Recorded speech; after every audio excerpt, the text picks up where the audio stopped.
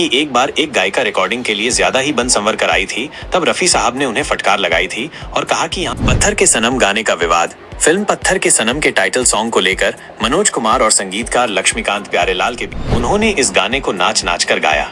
ये देखकर धर्मेंद्र भी दंग रह गए थे। रिकॉर्डिंग के बाद मोहम्मद रफी ने धर्मेंद्र नैयर इतने गुस्से में थे कि उन्होंने रफी साहब को स्टूडियो से बाहर निकाल दिया और कहा कि वे उनके साथ फिर कभी काम नहीं करेंगे। क्या रफी साहब के साथ कुछ दिलचस्प बातें पेश आई थी स्टूडियो में? चलिए आज एआई से हम पूछते हैं। हमें ये बताइए कि रफी साहब के साथ स्टूडियो में कुछ दिलचस्प वाकयात पेश आए थे या नहीं आए थे, कृपया हमें बताइए। देखिए दोस्तों, अभी मैं पूछा हूं और ये एआई से अभी उसका जवाब अभी ढूंढ रहा है वो। मोहम्मद रफी साहब के स्टूडियो जीवन से जुड़ी कुछ दिलचस्प बातें इस प्रकार हैं। यम्मा यम्मा गाने की रिकॉर्डिंग। संगीतकार आर.डी. बर्मन ने एक किस्सा सुनाया था कि रफी साहब के साथ उनका आखिरी गाना यम्मा यम्मा था। उस दिन आर.डी. बर्मन का गला थोड़ा खराब था, लेकिन रिकॉर्डिंग जरूरी थी। रफी साहब ने उन्हें कहा कि वे शूटिंग के लिए गा दें और बाद में डबिंग करके गाने को बेहतर कर लेंगे। पत्थर के सनम गाने का विवाद। फिल्म पत्थर के सनम के टाइटल सॉन्ग को लेकर मनोज कुमार और संगीतकार लक्ष्मीकांत प्यारेलाल के बीच विवाद हो गया था। मनोज कुमार चाहते थे कि ये गाना मुकेश गाएं, जबकि लक्ष्मीकांत प्यारेलाल रफी साहब की आवाज को सही मानते थे। अंततः रफी साहब ने ही ये गाना गाया, जो बहुत लोकप्रिय हुआ।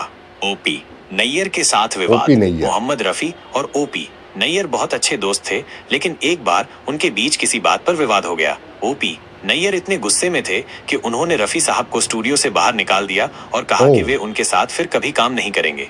लेकिन बाद में ओपी नैयर को अपनी गलती का एहसास हुआ। रिकॉर्डिंग के दौरान भावुकता। ऐसा भी बताया जाता है कि कई गानों की रिकॉर्डिंग के समय रफी साहब बहुत भावुक हो जाते थे और उनकी आंखों में आंसू आ जाते थे। गायक को फटकार। ऐसा भी कहा जाता है कि एक बार एक गायिका रिकॉर्डिंग के लिए ज्यादा ही बन संवर कर आई थी। तब रफी साहब ने उन्हें फटकार लगाई थी और कहा कि यहाँ गाने के लिए आए हो, सजने संवरने के लिए नहीं।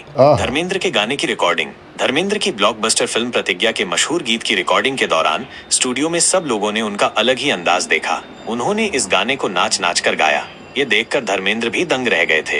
रिकॉर्डिंग के बाद मोहम्मद रफी ने धर्मेंद्र से जो वचन लिया, उससे धर्मेंद्र की पूरी किस्मत ही बदल गई। ये घटनाएं रफी साहब के पेशेवर जीवन और उनके व्यक्तित्व की झलक दिखाती हैं। क्या बात है, क्या बात है। तो देखा दोस्तों, आपने एक चीज एआई ने बताया दोस्तों कि रफी साहब ने एक सिंगर, लेडी सिंगर को फटकार लगाई थी क्योंकि वो बन संवर के आई थी और रफी साहब एक साधारण इंसान थे, हंसमुख इंसान। तो उनको क्या फटकार लगाई थी आपने सुना दोस्तों कि यहाँ पर गाने के लिए आई हो, इतना बन संवर के क्यों आई हो। तो खैर, जो भी एआई ने बताया हमें, जो अभी तक हमें कुछ सोशल मीडिया प्लेटफॉर्म पर देखने और सुनने को नहीं मिला। रमजानुल मुबारक का महीना चल रहा है और इसी महीने में मोहम्मद रफी साहब का इंतकाल हुआ था। महकी महकी फिजा ये कहती है तू कहीं आस पास है दोस्त। मुझे उम्मीद है दोस्तों कि आप लोग सब रफी साहब को दुआ में याद रखते होंगे और रफी साहब के लिए मगफिरत की दुआ करते होंगे।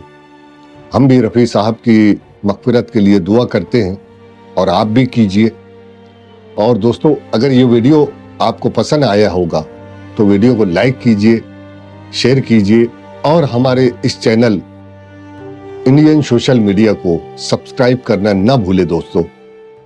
चलिए, मैं अब आने वाले वीडियो में कुछ रफी साहब के दिलचस्प वाकयात मैं आपके सामने एआई के माध्यम से पेश करूंगा। आपको क्या चाहिए, आपको किस बारे में रफी साहब की जानकारी लेनी है, मुझे बताइए। मैं जरूर एआई से पूछूंगा और उसका एक्सप्लेन करके मैं आपको बताऊंगा। चलिए, मिलता हूं अगले वीडियो में। तब तक के लिए जय हिंद। तू कहीं आस पास है दोस्त।